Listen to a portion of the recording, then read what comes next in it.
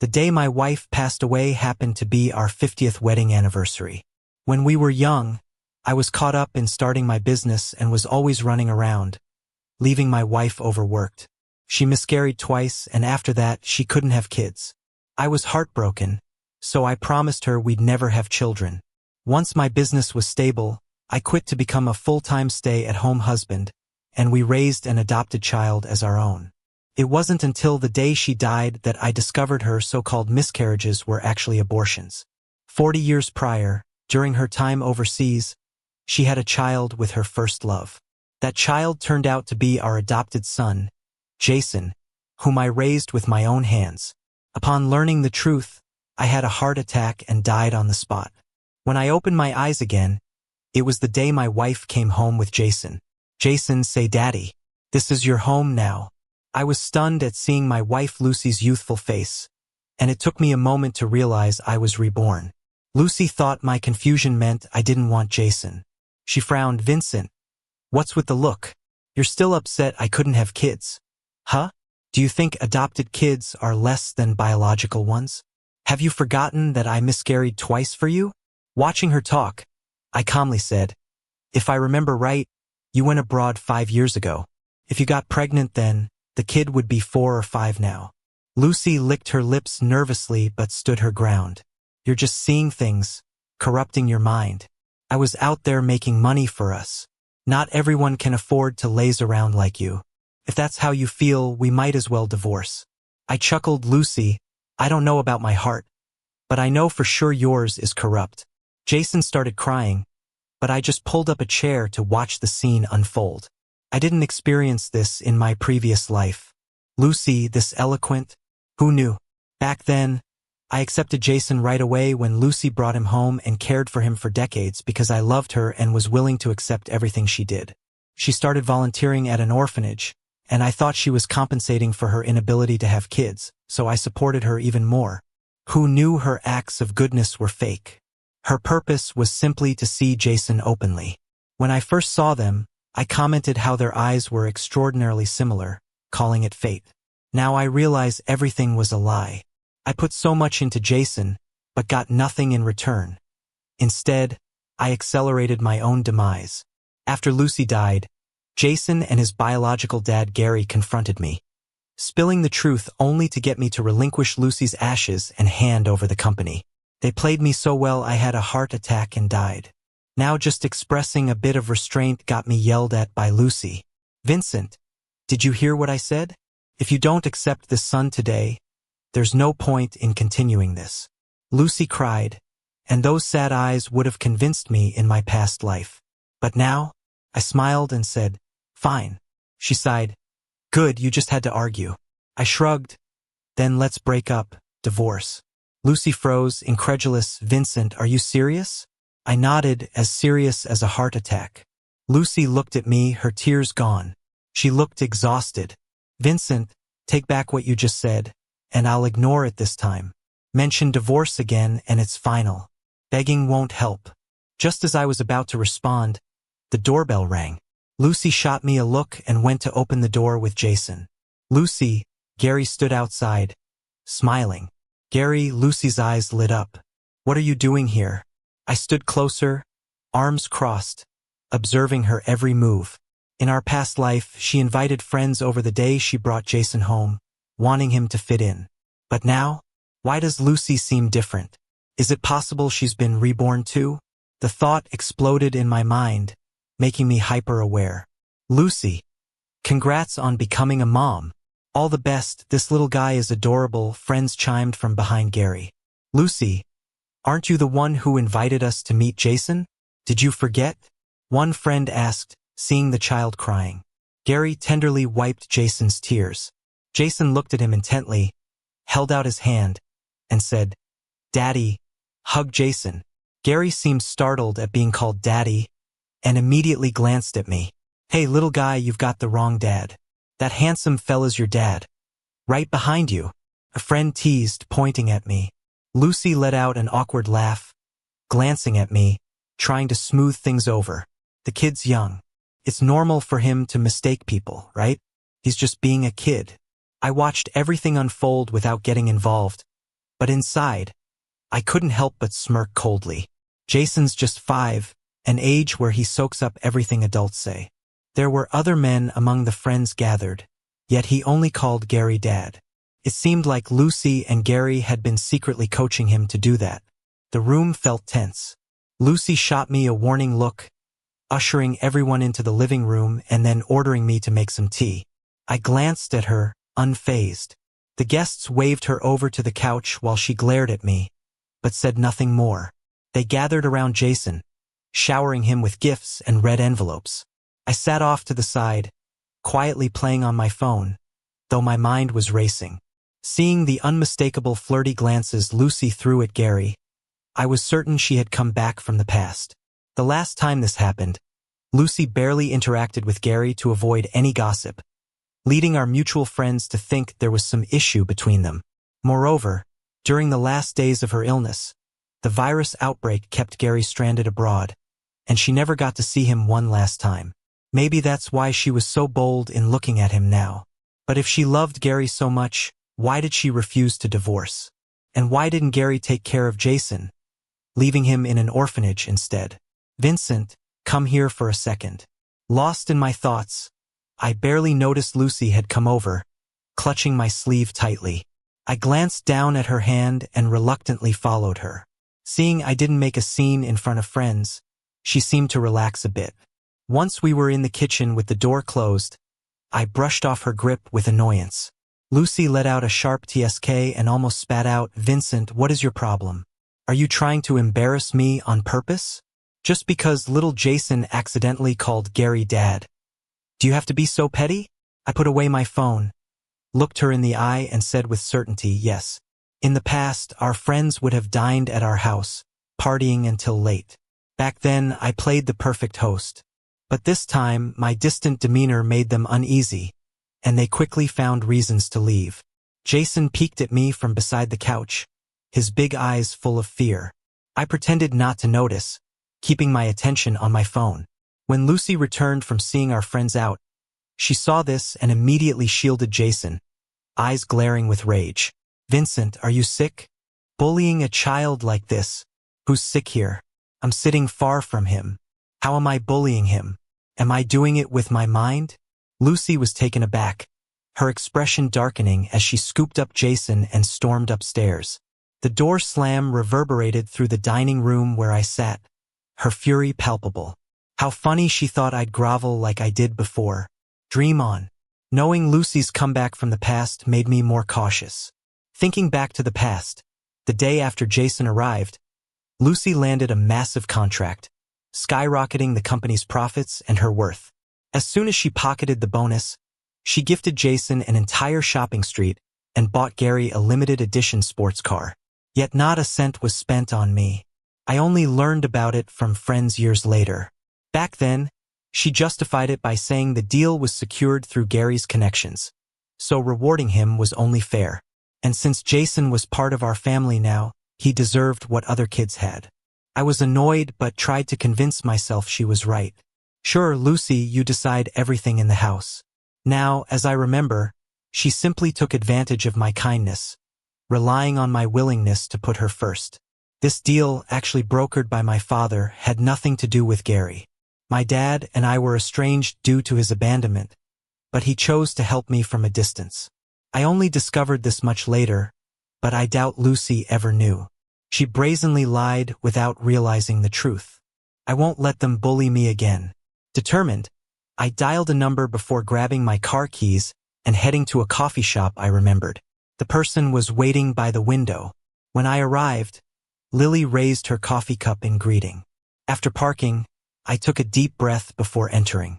The doorbell jingled as I walked in, sunlight spilling over Lily's face, and the aroma of freshly brewed coffee filled the air. A soothing piano piece played in the background, making the setting feel even more relaxing. The calm atmosphere instantly put me at ease. Breaking the silence, I started, "Your habits haven't changed, have they?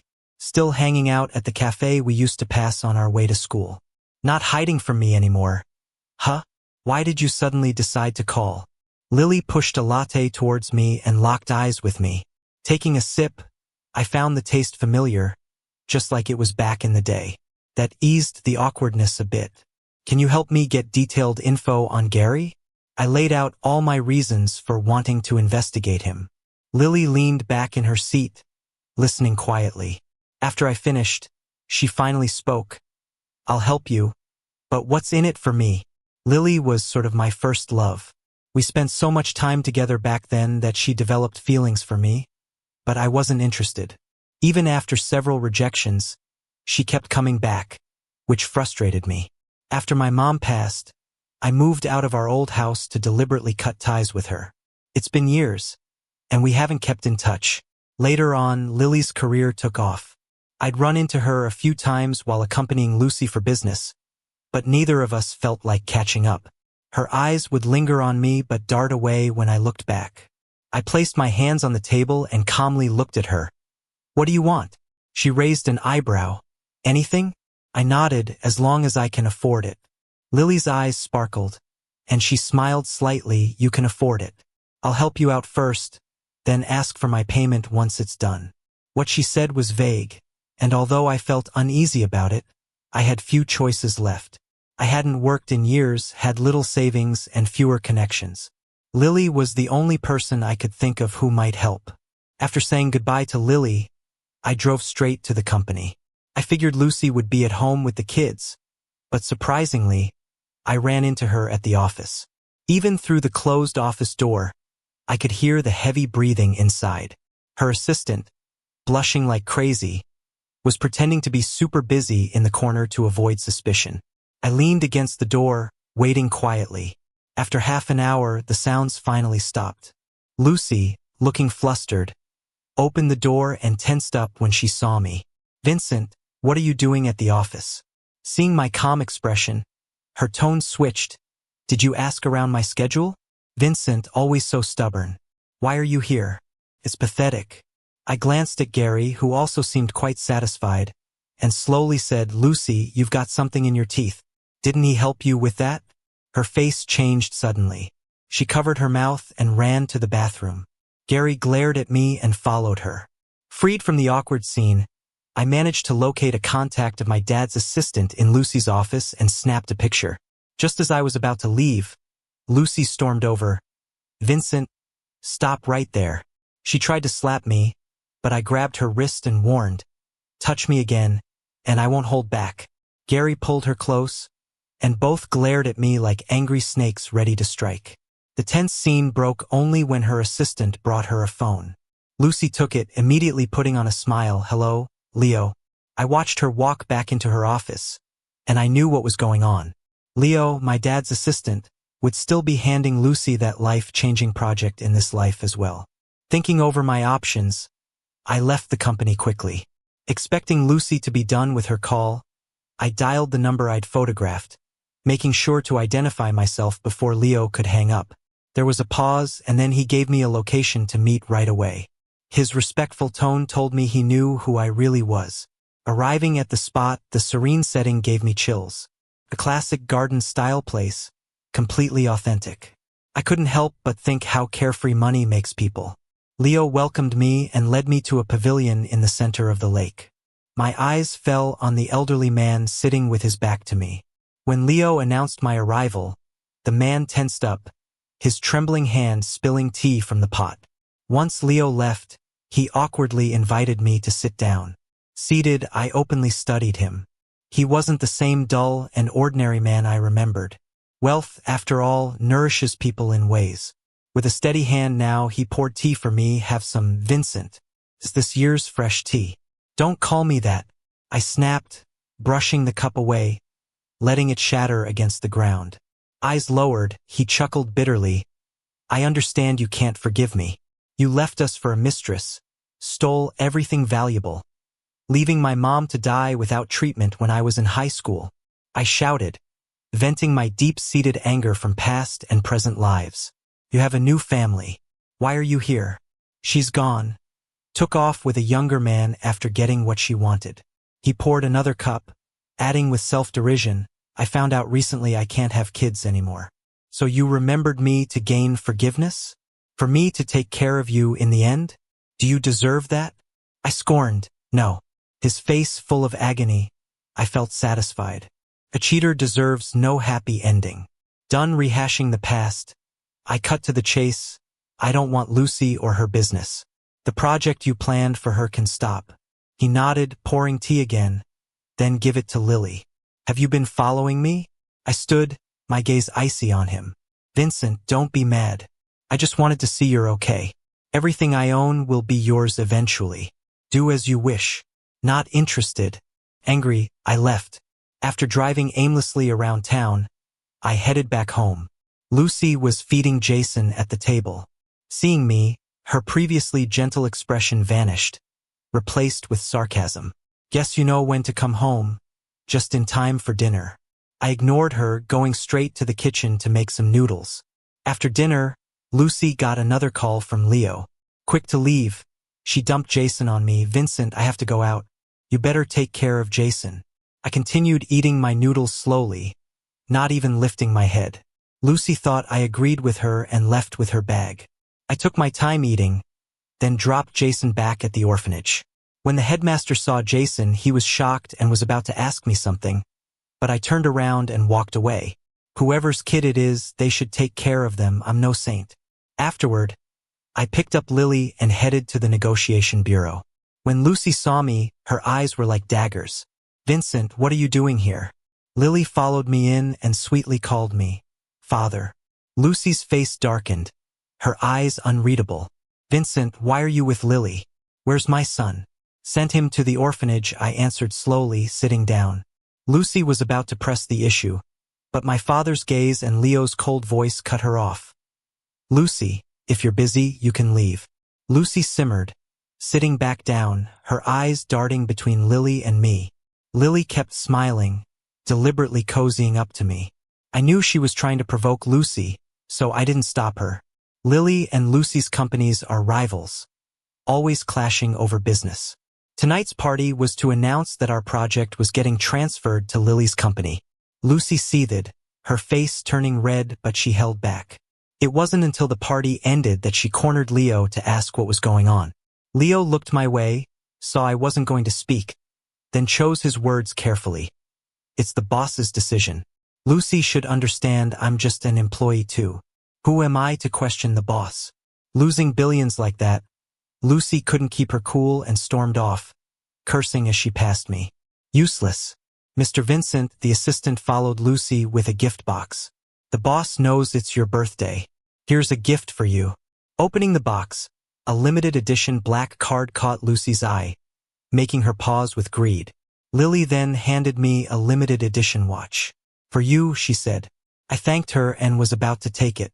She held it up, looking at me gently. Let me put it on for you. I glanced at Lucy's dark expression and smiled, extending my arm. Sure, thanks. The watch's simple face was eye-catching, understated but obviously pricey. The assistant chimed in, complimenting, Lily has great taste. Lily replied sweetly, Vincent's sophisticated enough to match it. We bantered while Lucy fumed, breathing heavily. She opened her mouth several times, but the assistant's presence made her swallow her words. Eventually, Lucy couldn't hold it anymore, her voice cold. What's all this chatter about, Vincent? My father approached, cutting Lucy off once more, her face flushed with frustration. Lily couldn't help but laugh, teasing, Lucy, you look ill. Need an ambulance? Lucy, gritting her teeth, shot daggers at her before saying a quick goodbye to my father and storming off. After going downstairs, I realized Lucy hadn't left. She was waiting for me. Lily saw her and whispered, Want to see if your wife cares about you? Her warm breath made me uncomfortable, so I moved away. Boring, I replied. Lily whispered again. Am I that scary? Still want to know about Gary? I looked at her intuitively. You found out? Lucy saw me ignoring her and approached, her eyes burning with anger. Vincent, come with me. Her tone was demanding. I met her gaze calmly. What if I don't? Then I won't let you save face, she snapped.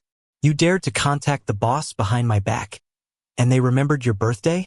She reached out, palm up, demanding, give me the black card. I couldn't be bothered to explain. Lily gave it to me as a birthday gift. I gifted her the card as thanks. Lily played with the card, smiling provokingly. I figured Lucy was eyeing that black card, so I put it with Lily's things, intending to return it to my father. Vincent, you...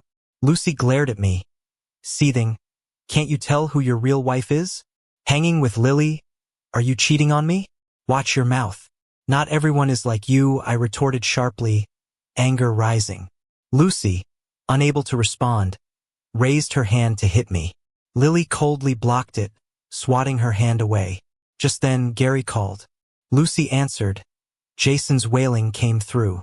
Gary, take it easy, Lucy said, her anger replaced by worry, her eyes reddening. Gary's voice choked. Lucy, come quick. Vincent left Gary at the orphanage, and he's inconsolable. How could you be so heartless, Vincent? That's your what? I cut in.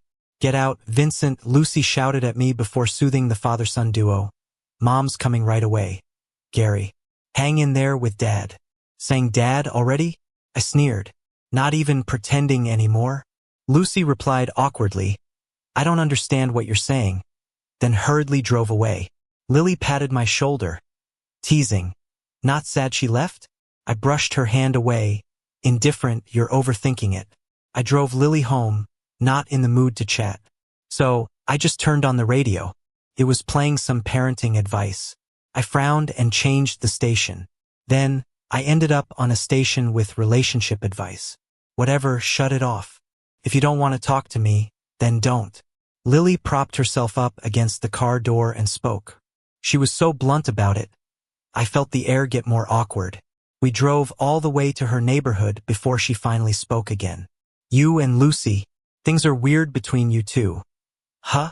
I let out a sarcastic laugh.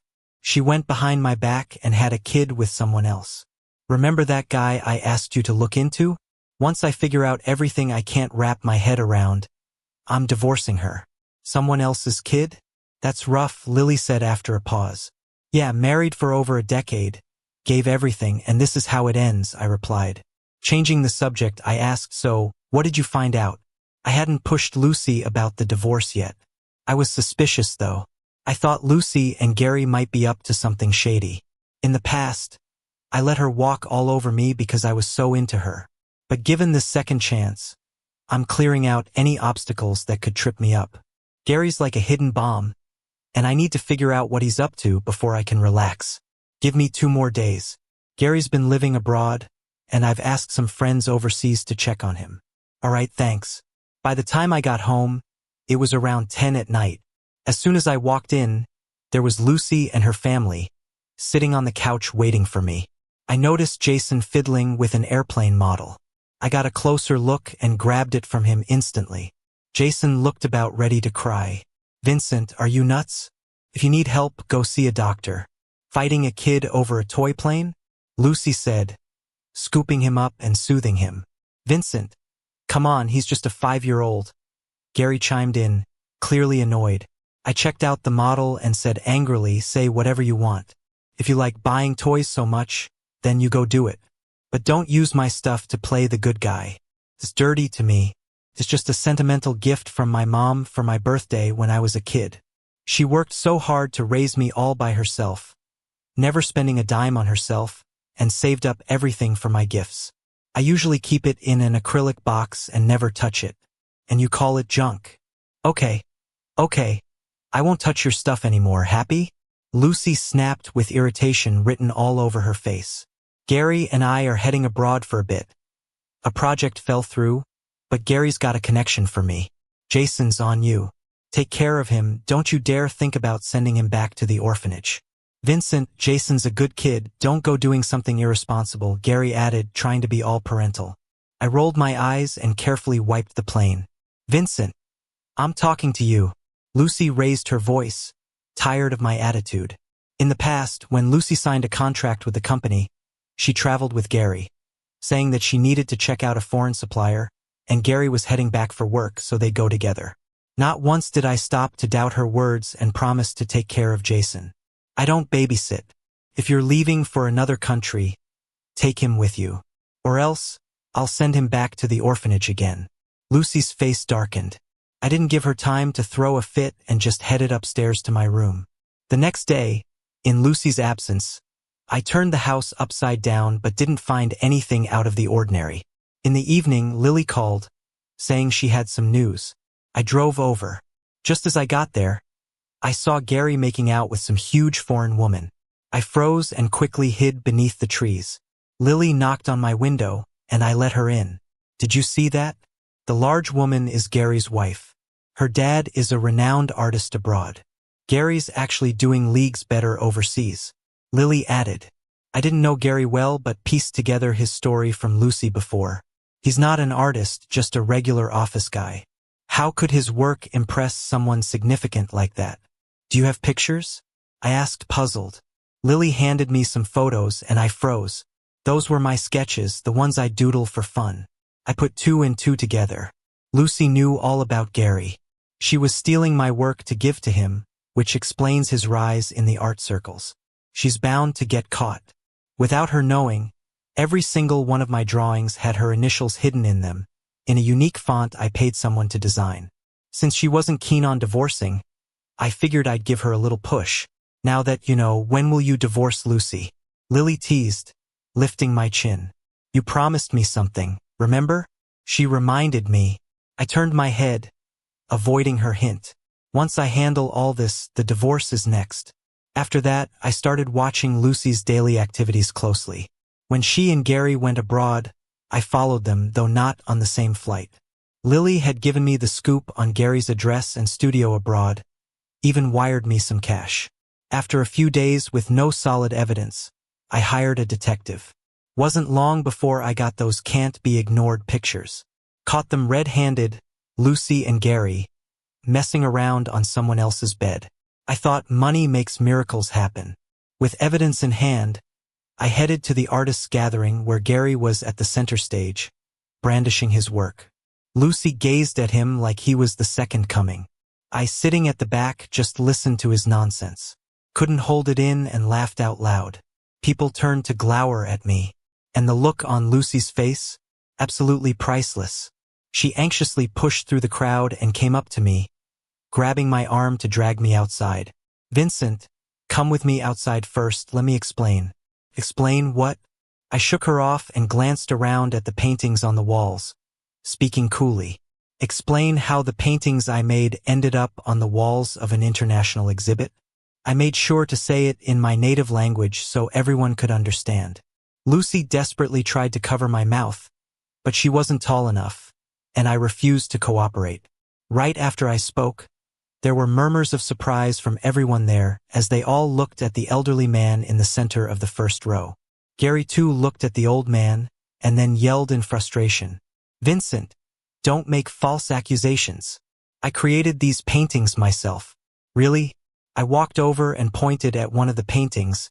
If you want to prove your innocence, I'm not even asking you to create a new piece. Just write this signature right now.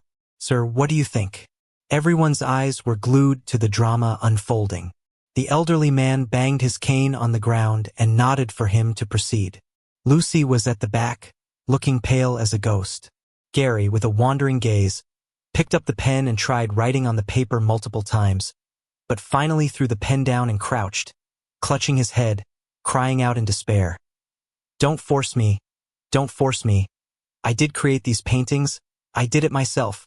I chuckled, picked up the pen, and effortlessly wrote the signature. At that moment, everyone realized Gary was just a plagiarist. Young artists who had never liked him but tolerated him for the old man's sake suddenly pounced on him. The old man lost face and wanted to blame me. Gary's wife grabbed my collar, and Lucy's face lit up as if I was about to get hit. In the midst of the chaos, Lily strolled in wearing high heels.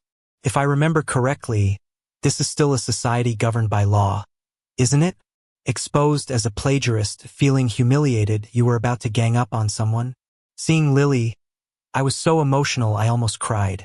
Lily gave me a reassuring smile, then continued, if everyone's not interested in plagiarism, maybe check these out. She tossed a stack of papers into the air, scattering them everywhere. Everyone picked one up, and in an instant, drew in a sharp breath, their eyes darting between Lucy and Gary with hinting glances. "Don't look! Just don't look!" Lucy shouted desperately, to no avail. Someone even whistled at her. "Ma'am, did you know your son-in-law sneaked with another woman into your daughter's matrimonial bed? Bet you and your daughter didn't know." Lily paused, then added, "Oh, by the way, they even have a kid. His name's Jason, he's already 5. Jason, Gary, choosing that name shows how much the parents must love each other." Knowing the truth, Gary got beat almost senseless by his wife before leaving the gallery. Amid the chaos, I guarded Lily and stepped outside. Lucy cried and begged me to save her, to take her away, but I couldn't even spare her a glance. Later that night, I got a call from an overseas hospital. Lily came along when I went to the hospital. Lucy was swollen as a balloon, lying in a hospital bed. When she saw me, she tried to get up but was pressed back by a nurse. She reached out to me, crying and mumbling, "Vincent, let me explain. Gary and I really had nothing, he seduced me." I looked down at her, disgusted. "Seduced you? What's so irresistible about you? Look at yourself in the mirror if you dare. It's sickening. Vincent, you can't say that you loved me the most, remember? Better off not mentioning the past. It riles me up like nothing else." I threw the divorce papers in her face and said with satisfaction, "Lucy, sign it. About you stealing my paintings, if you just sign this divorce agreement today, I won't press charges. Otherwise, get ready for jail." Lucy cried her heart out, shaking her head furiously. "One more thing, Lucy. That boss is my dad's company. Today I am making it clear, from now on you'll get no more projects, just wait for bankruptcy." After saying so, I ignored whatever reaction she had, determined to leave with Lily. A month later, Lucy returned from overseas, without Jason. Lily mentioned to me that Lucy had sent the child back to the orphanage. The director had thought Jason would have a good life, but seeing Lucy's faded interest after just a few days, angrily chased her out with a broom, saying he never wants to see her again. I just laughed it off. The first thing Lucy did when she got back was kneel before me, frantically admitting her mistakes, swearing for another chance. I said nothing, just pulled out my phone to call the police. Lucy was terrified, snatched my phone and hung up. Completely defeated, she agreed to compromise for her freedom. On the day we got the divorce certificate, the sky was clear and cloudless. Living through 2 lifetimes, for the first time, life felt this wonderful. Lily honked the car horn from a distance. I smiled, responding, "Don't rush, I'm coming." I tucked away the divorce certificate and jogged happily towards her. The car started, and Lucy faded from the rearview mirror. I turned away, smiling at Lily, "Lily, let's look forward to the rest of our lives together."